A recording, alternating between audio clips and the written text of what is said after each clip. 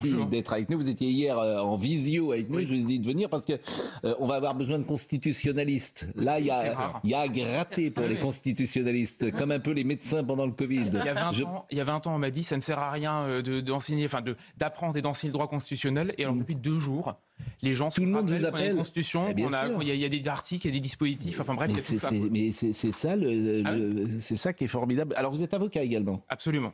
Bon, Philippe Guibert, Joseph Massescaron et Vincent Hervouette. Alors, je ne sais pas ce que vous faites votre courrier là ce matin. Il y a plein de trucs. Vous êtes venus avec. Je ne sais pas si on peut voir l'expérience gouvernementale de Jean-Luc Mélenchon. Je voudrais me demander combien de temps il avait été ministre. Je ne sais pas si on voit ce qu'il y a sur votre. Vous déménagez. Vous êtes venu avec votre bureau entier, Vincent Hervouette. Courrier. J'ai l'impression que vous calculez les nouveaux impôts du nouveau Front populaire. Vous êtes dans la 14e. Vous êtes dans la 14e tranche. Faites attention. Bon, sérieusement, parce que l'actualité est sérieuse. La tournée sud-américaine du 15 de France qui tourne mal, je pense que ces joueurs, je suis pas sûr que les uns et les autres les connaissent. Oscar Gégou qui joue à La Rochelle, Hugo Oradou qui joue à Pau, qui sont visés pour une plainte pour agression sexuelle et qui ont été arrêtés hier par la police en Argentine. Chanel Houston en parlait, je voulais quand même qu'on voit des précisions avec Maxime Lavandier. Le 15 de France, de nouveau dans la tourmente. Oscar Gégou et Hugo Oradou, 2 joueurs des Bleus, sont visés par une plainte d'une femme pour agression sexuelle. Selon la presse locale, les faits se seraient déroulés dans la nuit de samedi à dimanche au diplomatique hôtel de Mendoza, où logeaient les joueurs et le staff après leur match face à l'Argentine. Si les faits sont avérés, ils sont incroyablement graves. Il faut avoir une pensée pour la jeune femme. C'est à l'inverse de tout ce que le rugby est, de tout ce que le rugby fait. Mais il faut laisser l'enquête qui est nécessaire se dérouler. Hier, sur demande du procureur, les 2 suspects ont été arrêtés à Buenos Aires et doivent être ramenés à Mendoza, lieu de l'agression présumée. En tournée estivale, les Bleus doivent se rendre ce mardi à Montevideo pour y affronter la sélection uruguayenne avant de revenir à Buenos Aires samedi pour y défier à nouveau l'Argentine. Une affaire qui intervient au lendemain de celle de Melvin Jarminet. Dans une vidéo postée sur ses réseaux sociaux ce dimanche, le joueur de l'équipe de France avait tenu des propos racistes. Il avait par la suite été écarté du groupe par la Fédération française de rugby. On n'a aucune autre information que celle-là, donc on ne peut guère la commenter. Forcément, si les faits sont avérés, c'est évidemment très grave. On peut avoir une pensée pour cette jeune femme, bien sûr. C'est invraisemblable, ça me paraît absolument invraisemblable. Mais il n'y a pas grand-chose à dire d'autre que cela. Sauf si vous avez une réflexion ou une remarque à faire. Je ne sais pas si la ministre des Sports a pris position, et je ne le crois pas. Mais on va suivre, évidemment, cette affaire aujourd'hui. Autre chose dans l'actualité, on va parler bien sûr des coalitions impossibles. Coalition absolument impossible. Il y en a 3 possibles, les 3 sont impossibles.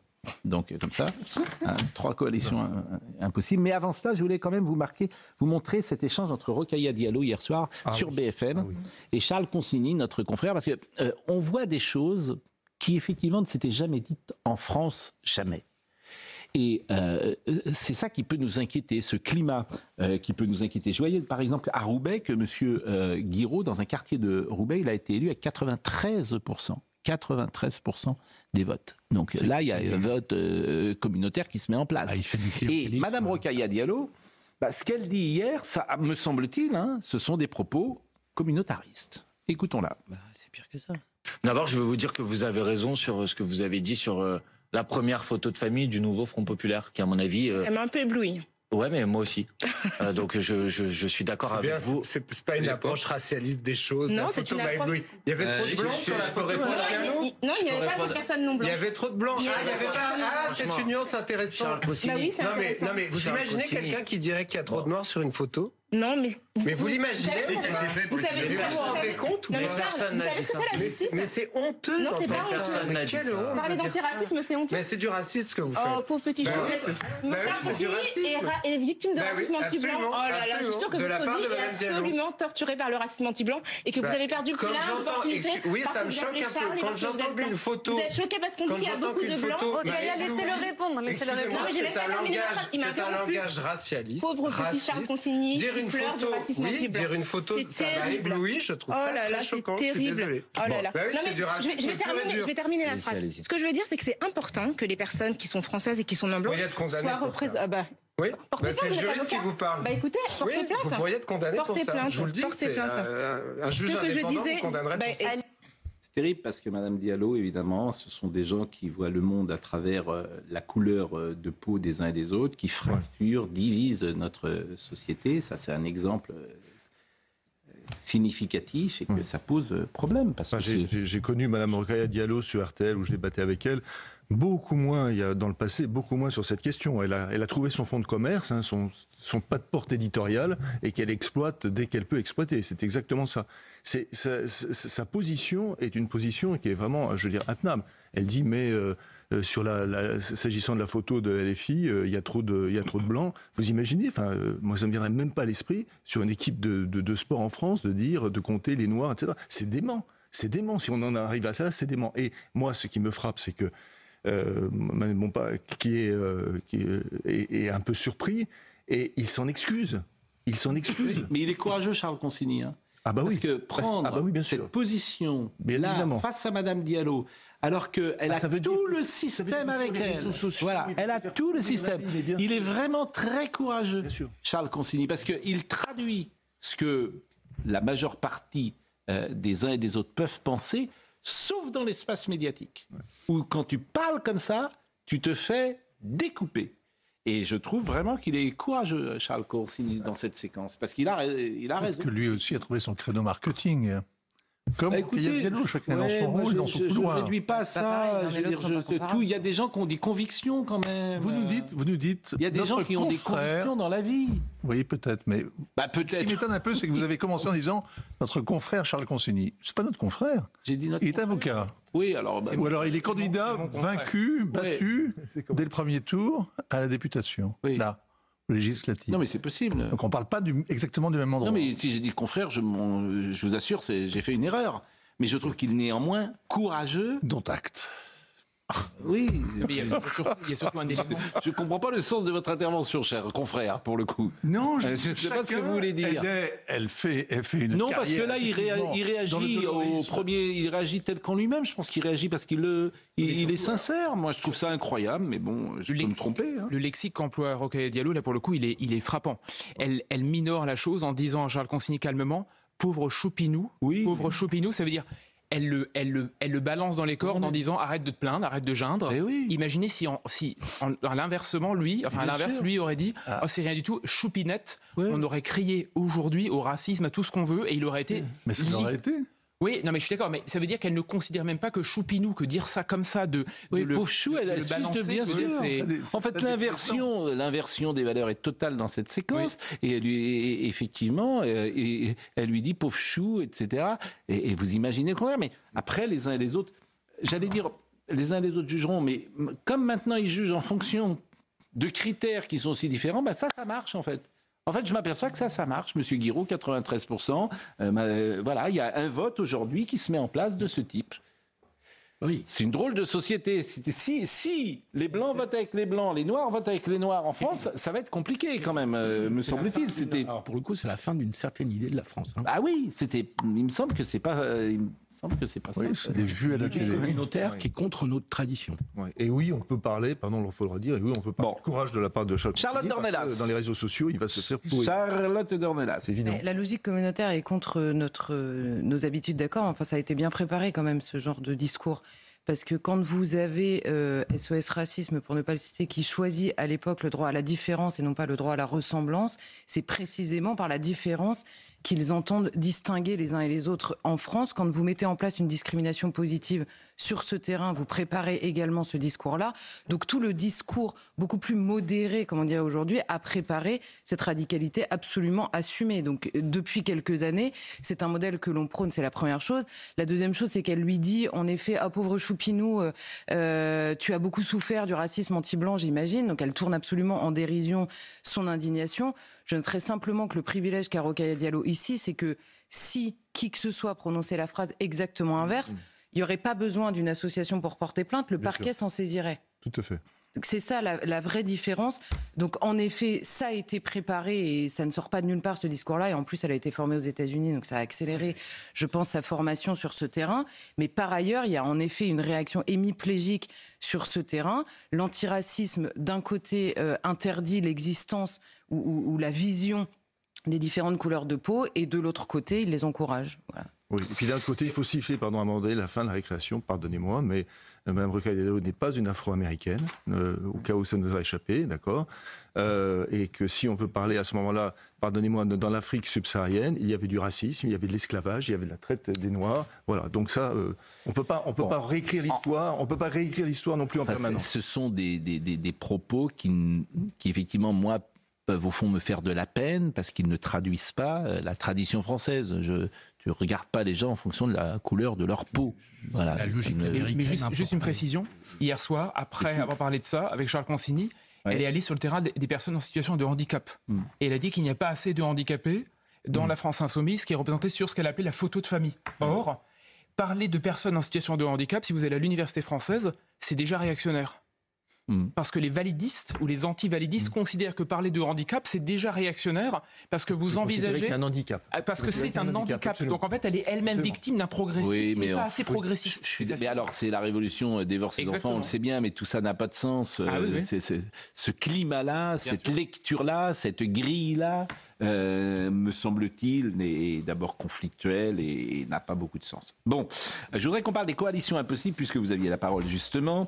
Et les coalitions impossibles, on va écouter Bruno Retailleau dans une seconde, Olivier Faure également, puisque tous disent que M. Bayrou dit « entendons-nous » par exemple. On va peut-être commencer par ce que dit M. Bayrou, parce qu'il y a quelque chose qui est toujours intéressant, c'est qu'il y a des gens qui ont compris ce qu'ont dit les Français. Et ça, j'adore quand un homme politique dit les Français nous ont dit. Alors, c'est pas nous les Français nous ont dit, c'est moi je dis ce qu'il faut dire aux Français, généralement. Parce qu'ils ont dit, bon, on peut l'interpréter de tellement de manières. Bon. Et je suis pas sûr que M. Bayrou ait raison avec cette analyse. Donc écoutez ce qu'il a dit et nous en parlons. Entendez-vous, nous vous donnons, nous Français, la mission, l'ordre de vous entendre. Est-ce que vous êtes rassemblés pour choisir avec nous le refus de l'extrémisme. Maintenant, il va bien falloir que vous sortiez de vos affrontements un peu puérils, pour dire la vérité, et que vous décidiez de travailler ensemble pour le bien du pays. De la gauche hors LFI jusqu'à la droite hors Front National, hors Rassemblement National. Bon, ça, pardonnez-moi de le dire comme ça, c'est juste n'importe quoi. Parce qu'il y a des gens qui votent LR et puis d'autres qui votent PS, ils sont pas d'accord sur les programmes, c'est pas du tout puéril. Vraiment, oui. C'est pas du tout puéril. Ce sont des gens qui ont des options différentes sur la société. Et les Français, quand un vote pour LR et l'autre vote pour PS, il dit pas, entendez-vous, idiot. Idiot, c'est une construction intellectuelle qui n'a pas beaucoup de sens, me semble-t-il. Je sais pas ce que vous en pensez. Déjà, si on écoute François Bayrou attentivement, ça veut dire, il faut juste prendre les résultats exacts. Hein. Et si je prends les résultats, le RN a fait, je ne me trompe pas, quelque chose comme plus de 30%, 35% des voix, quelque chose comme ça. Et la France Insoumise également, pas autant, mais 25, quelque chose comme ça. Ça veut dire que techniquement, François Bayrou estime que les deux partis qui représentent environ 60% de l'électorat global n'a pas voix au chapitre. Donc on s'arrange avec les 40% restants. Si la démocratie, c'est-à-dire le gouvernement du peuple par le peuple et pour le peuple, c'est tout sauf le peuple, c'est-à-dire tout sauf 60% des gens qui ont voté, ça veut dire techniquement que François Bayrou dit « nous ne sommes plus en démocratie ». Il n'y a pas de problème. Mais ça fait très longtemps qu'il le dit implicitement, François Bayrou. Hein, donc à la limite, il est cohérent. J'ai bien fait de vous faire venir. C'est clair et net. Mais non, mais ça, c'est très... Il dit... Non, mais attendez, on fait deux barrages. En France, on fait deux barrages depuis dimanche. Deux barrages. Enfin, depuis 3 semaines. On dit... surtout anti-RN, surtout tout sauf RN qui est le grand jeu depuis 30 ans. Guilain Benessa. Anti-LFI, à peu de choses près. Or, si on est démocrate, et j'espère l'être un peu, on est obligé de reconnaître que le RN est le premier parti de France aujourd'hui, et que les LFI sont le deuxième parti de France à peu de choses près. Non. Troisième. Bon. Philippe, alors, d'accord. La coalition impossible. Alors vous allez me dire, coalition impossible, en fait il y en a 3 possibles. La première, c'est une coalition qui irait des PS au LR. Avec les divers droites, ça fait 310 sièges. Donc ça marche. Le problème, c'est qu'Olivier Faure, je l'ai dit, lui, il n'en veut pas. Ça, c'est la première coalition possible. Et Laurent Wauquiez, non plus. Deuxième coalition possible, c'est le grand accord Nouveau Front Populaire qui irait de LFI aux macronistes. Là, c'est 331 sièges. Mais Emmanuel Macron a dit non et Jean-Luc Mélenchon a dit non aussi. Donc cette coalition, on l'enlève. Et il y a une troisième coalition possible. La troisième coalition possible, c'est c'est une petite coalition qui exclurait les LFI, qui irait des communistes aux philippistes d'Horizon. Donc on arrive là à 291 sièges. En théorie, ça peut passer. Mais Édouard Philippe veut bien voter pour les communistes, mais il ne veut pas gouverner avec eux.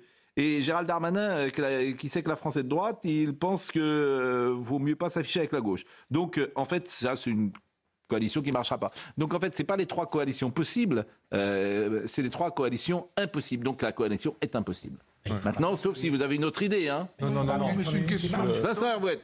Et je reprends la démonstration remarquable de Alexis Brézet, qui était ce matin sur Europe 1 et que j'ai entendu et qui m'a inspiré pour ce que je viens de vous dire. Non, mais Alexis Brézet a raison, vous aussi, mais dans un mois, on en reparle. Quand, au bout d'un mois de tambouille de cuisine impraticable, quand les marchés... il faut un scénario quand même. Oui, d'accord, mais... oui, c'est vrai, vous avez raison, mais alors, c'est quoi votre scénario possible? Parce que faut... Ah, mais moi, je ne suis pas du tout irénique comme vous. C'est-à-dire que vous avez commencé en disant qu'il ne se passera rien, on va expédier les affaires courantes. Mais non, je ne pense pas, parce que... Vincent Herouet. On n'est pas seul au monde, il va falloir limiter... Oui, mais c'est quoi votre scénario possible? D'accord, mais comment face à la crise de la dette qui J'entends bien, mais mais c'est quoi votre scénario? Ah bon, on va voir. Bah oui, bon, merci. Non, mais vraiment merci. Vous mettez en avant, le Front populaire va pas travailler avec Macron. Okay. Ça, Monsieur Macron. Non mais je suis d'accord avec vous, ça paraît comme ça, et si vous prenez les déclarations des uns et des autres et que vous regardez l'arithmétique parlementaire, vous dites ça rentre pas, ça peut pas marcher. Les coalitions, madame les déclarations des uns et des autres, on les aura oubliées dans 15 jours. C'est possible. Écoutons. Elle a une petite chance quand même de se faire au bout du processus. Parce qu'effectivement, comme le dit Vincent, il y a un moment donné, il faudra bien voter un budget, par exemple. Il y a un principe de réalité. Alors justement, comment on vote le budget? Comment on vote le budget? Il y a une semaine, le grand jeu de français, c'était devine qui vient cohabiter, et maintenant c'est devine qui vient coaliser. Donc le récit est un peu différent, mais les questions sont les mêmes. Alors techniquement, c'est très simple. Pour tout ce qui est budget, mais aussi sécurité sociale, etc., le 49.3 est parfaitement utilisable, voire réutilisable. C'est une technique... Ah non, mais j'ai pas dit que c'était normal. Mais le 49.3 peut être censuré. Bah oui, non mais évidemment, mais attendez, je vous dis pas le contraire. Non mais est-ce qu'on va voter un budget? Pascal Pro, c'est très simple. Dites-moi. Ce qui va se produire, c'est que la technique qu'on ne voulait plus utiliser, qui s'appelle le 49.3, va devenir la technique presque normale de régime. Sauf s'il y a censure. Oui, mais bien sûr qu'il y aura censure, donc du coup ça tombera. Sauf si vous arrivez à trouver une coalition qui tient. Or, la coalition ne tiendra pas, donc nous revenons à une 4e République. Donc pour vous, il n'y aura pas de budget voté. Mais bien sûr que si, parce que d'une manière ou d'une autre, un moment, je pense, il y aura une espèce d'impératif sur un texte particulier qui s'appelle le budget. Je pense qu'on trouvera une espèce de terrain d'entente pour que ça fonctionne. Ou alors... motion de censure sur le budget. Qu'il n'y ait pas de motion de censure sur le budget. On ne peut pas voter le budget sans passer par le 49.3. Ah, on peut... Si, bien sûr. Non, mais là, je dis simplement que le 49.3 va devenir une habitude, à mon avis. Non, ça j'ai bien compris. Et la différence entre le budget et la plupart des textes normaux, on va dire, de la vie de tous les jours, c'est que le 49.3 peut l'utiliser plusieurs fois. C'est pas réduit à une session. D'accord. Ce qui signifie que, techniquement, c'est une arme dont on ne voulait plus et on l'aura encore plus qu'avant. Par le seul jeu de ce qui va se produire. Bon, la rentrée des députés écologistes à l'Assemblée nationale, me dit Marine Lançon, et nous sommes en train de voir ces jeunes femmes au premier plan qui sont en train d'arriver, et nous leur souhaitons bon courage, et puis nous les félicitons également puisque la démocratie a parlé, elles ont été élues, et donc elles sont désormais députées. Il est 9h22. Vous voulez dire un mot? Je voulais juste prolonger. Très vite. Très vite. Le budget, dans la technique de l'État, ça se prépare l'été. Tous les arbitrages. Exactement. Au niveau de l'exécutif. Et au niveau de l'exécutif. Exactement. Avant présentation au Parlement, au mois de septembre. Qui ne fait que travailler sur le projet qui vient du gouvernement. Tout se fait là. Donc en fait, c'est en amont qu'on bosse et après le Parlement ne fait entre guillemets que délibérer. Et donc si on n'a pas un gouvernement assez vite, la préparation du budget, ça... On a un gouvernement. Oui, mais là, il expédie les affaires courantes. Il peut pas prendre... Élodie Huchard. Philippe, c'est pas très clair ce qu'il fait le gouvernement en ce moment. Il n'a pas été mandaté pour les affaires courantes. Ah, mais exactement. Il est resté en place. Élodie Huchard. Il garde ses prérogatives constitutionnelles. Là, je parle sur le contrôle. Joseph Massescarin a raison. Hier, ce qui s'est passé, on n'en parle pas beaucoup, c'est qu'il n'a pas renommé Attal. Il a gardé Attal sous l'égide des compétences initiales. Donc en fait, c'est Attal 1 égale Attal 2, jusqu'à ce qu'on ait potentiellement je sais pas, un Jean-Luc Mélenchon ou quelqu'un d'autre, mais Attal aujourd'hui, il n'a pas été renommé. Bon. C'est comme s'il restait le même Premier ministre qu'il y a 3 jours. Il a toujours un pouvoir réglementaire. Mais c'est un élément important, ça. Je suis d'accord.